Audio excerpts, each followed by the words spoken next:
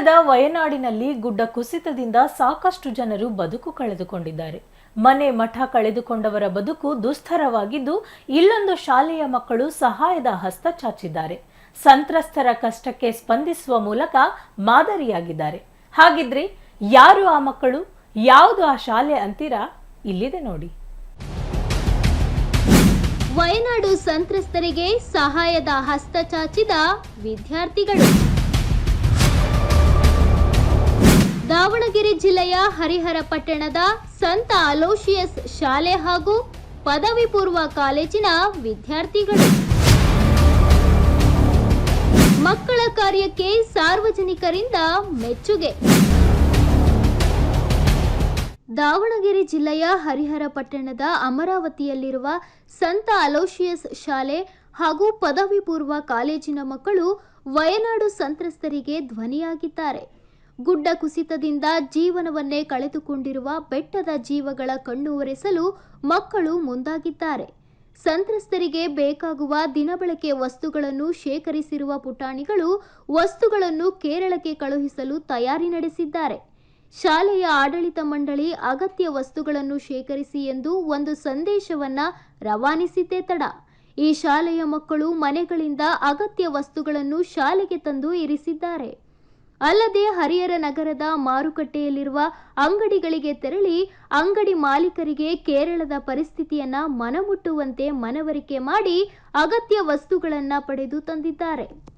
ನಾವು ಸಂತ Aloysius international school ಮತ್ತು ಪದವಿ ಪೂರ್ವ ಕಾಲೇಜು ಹರಿಹರದಿಂದ ವಯನಾಡಲ್ಲಾಗಿರುವಂತಹ ಪ್ರಕೃತಿ ವಿಕೋಪಕ್ಕಾಗಿ ನಾವು ಸ್ಪಂದಿಸುತ್ತಾ ಬಹಳ ಜನರು ನರಳಾಗ್ತಾ ಇದ್ದಾರೆ.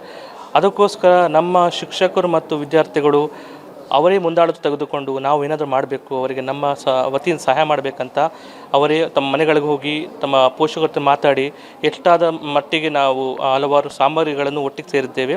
ಇದರ ಮುಖಾಂತರ ನಾವು ಅವರಿಗೆ ಸ್ವಲ್ಪದಾದರೂ ಏನಾದರೂ ನಾವು ಮಾಡಬೇಕು ಎಂಬ ಒಂದು ವತಿಯಿಂದ ನಾವು ಇಲ್ಲಿ ಸಂಗ್ರಹಿಸಿದ್ದೇವೆ.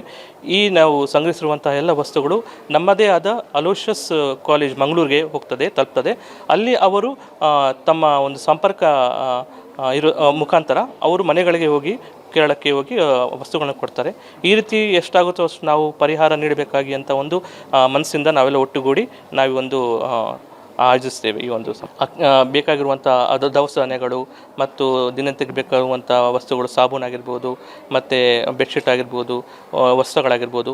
ಸೊ ದಿನನಿತ್ಯ ಅವರು ಬೇಕಾಗುವಂಥ ವಸ್ತುಗಳನ್ನ ನಾವು ಸಂಗ್ರಹಿಸಿ, ಯಾಕಂದರೆ ಅವರಿಗೆ ಮುಖ್ಯವಾಗಿ ಅದು ಬೇಕಾಗಿದೆ. ಈಗ ಕೆಲವರು ಹಲವಾರು ಮನೆ ಮಠಗಳನ್ನು ಕಳೆದುಕೊಂಡಿದ್ದಾರೆ. ಅವರನ್ನು ಸ್ಪಂದಿಸುತ್ತಾ ನಾವು ಈ ಒಂದು ವಸ್ತುಗಳನ್ನ ನಾವು ಎಷ್ಟಾಗುತ್ತೋ ಅಷ್ಟರ ಮಟ್ಟಿಗೆ ಸಂಗ್ರಹಿಸ್ತೀವಿ. ಆ ಮಕ್ಕಳು ಮುಖ್ಯವಾಗಿ ನಾವು ಒಂದು ಸಂದೇಶವನ್ನು ಕಳಿಸಿದ್ವಿ ಎಲ್ಲ ಮನೆಗಳಿಗೆ, ಪ್ರತಿ ಪೋಷಕರಿಗೆ.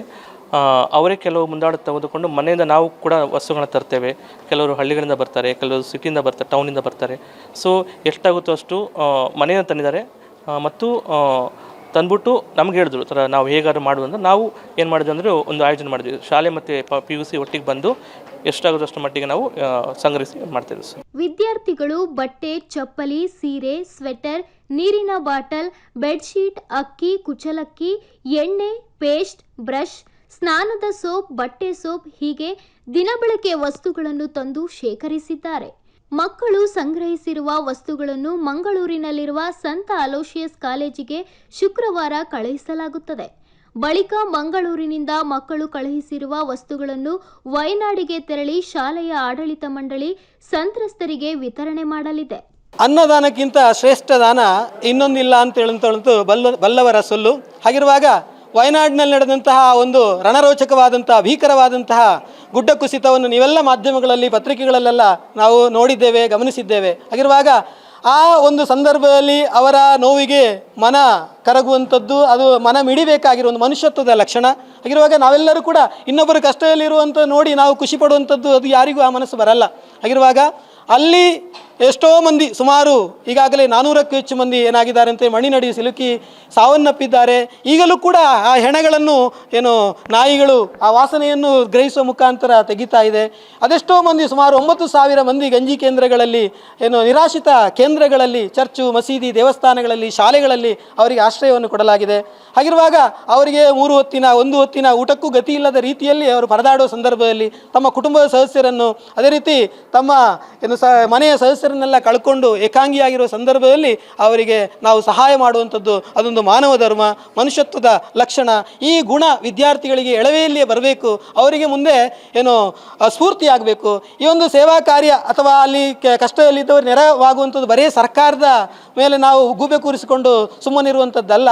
ಎಲ್ಲರೂ ಕೈ ಜೋಡಿಸಿದಾಗ ಹನಿಗೂಡಿದರೆ ಹಳ್ಳ, ತೆನೆಗೂಡಿದರೆ ಬಳ್ಳ ಅಂತೇಳಿ ಹೇಳ್ತಾರಲ್ಲ, ಅದರಂತೆ ಈ ಒಂದು ದೊಡ್ಡ ಮೊತ್ತದಲ್ಲಿ ನಮಗೆ ವಿದ್ಯಾರ್ಥಿಗಳು, ಪೋಷಕರು, ಅದೇ ರೀತಿ ಸಹೃದಯಿ ವಿದ್ಯಾಭಿಮಾನಿಗಳು ನಮಗೆ ವಸ್ತು ರೂಪದಲ್ಲಿ, ಹಣದ ರೂಪದಲ್ಲಿ ಅಲ್ಲ, ವಸ್ತು ರೂಪದಲ್ಲಿ ನಮಗೆ ವಸ್ತುಗಳನ್ನು ತಂದು ಕೊಟ್ಟಿದ್ದಾರೆ. ವಯನಾಡಿನ ಜನ ಕಷ್ಟಪಡುತ್ತಿದ್ದು ಅವರಿಗೆ ಸಹಾಯ ಮಾಡಬೇಕೆಂಬುದನ್ನು ಮನಗಂಡು ಅಗತ್ಯ ವಸ್ತುಗಳನ್ನು ವಿದ್ಯಾರ್ಥಿಗಳು ಶೇಖರಣೆ ಮಾಡಿದ್ದಾರೆ. ಗುರುಗಳು ಹೇಳಿದ್ದರಿಂದ ಪೋಷಕರ ಬಳಿ ಹಣ ಪಡೆದು ತಮಗೆ ಇಷ್ಟ ಇರುವ ವಸ್ತುಗಳನ್ನು ಖರೀದಿಸಿ ತಂದಿರುವ ವಿದ್ಯಾರ್ಥಿಗಳು ಹರಿಹರ ನಗರದಲ್ಲಿ ಅಂಗಡಿಗಳಿಗೆ ತೆರಳಿ ವಸ್ತುಗಳನ್ನು ಮಾಲೀಕರಿಂದ ಬೇಡಿ ಪಡೆದು ತಂದು ಕೇರಳಕ್ಕೆ ಕಳುಹಿಸಲು ಸಿದ್ಧತೆ ನಡೆಸಿದ್ದಾರೆ.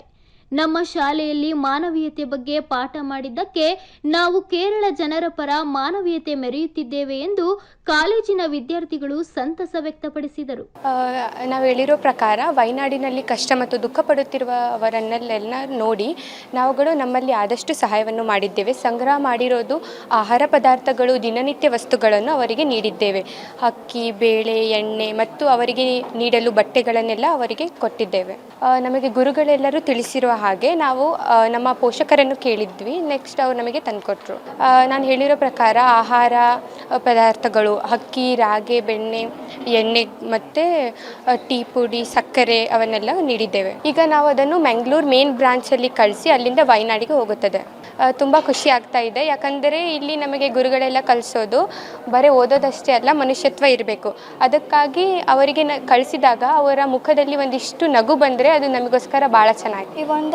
We want to help the people by a small help by St. Aloysius International School. With a small help, we can help them by the small things by giving them this. So we just want to help them. ಒಟ್ಟಿನಲ್ಲಿ ಸಂಕಷ್ಟದಲ್ಲಿರುವ ವಯನಾಡು ಜನರ ಕಷ್ಟಕ್ಕೆ ಧ್ವನಿಯಾಗಿರುವ ಮಕ್ಕಳ ಕಾರ್ಯಕ್ಕೆ ಸಾರ್ವಜನಿಕರು ಮೆಚ್ಚುಗೆ ವ್ಯಕ್ತಪಡಿಸುತ್ತಿರೋದಂತೂ ಸುಳ್ಳಲ್ಲ. Camera person Manjunath ಜೊತೆ ಅಣ್ಣೇಶ್, ಒನ್ ಕನ್ನಡ ನ್ಯೂಸ್, ದಾವಣಗೆರೆ.